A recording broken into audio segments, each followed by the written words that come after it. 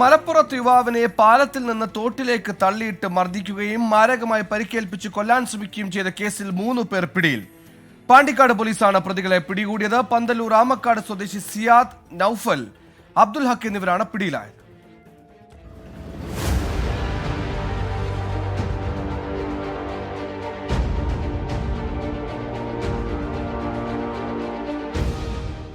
April 12-ന് ആമക്കാട് വെച്ചാണ് കേസിനാസ്പദമായ സംഭവം.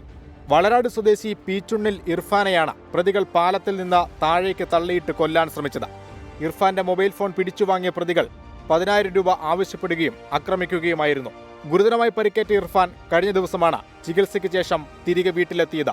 കേസിൽ പ്രതികളായ സിയാദ്, അബ്ദുൽ ഹക്ക് എന്നിവർക്കെതിരെ കാപ്പ് ചുമത്തി നാട് കടത്തിയതുൾപ്പെടെ നിരവധി കേസുകൾ നിലവിലുള്ളതായി പോലീസ് പറഞ്ഞു. പ്രതികളെ പെരിന്തൽമണ്ണ കോടതിയിൽ ഹാജരാക്കി റിമാൻഡ് ചെയ്തു. 24 മലപ്പുറം.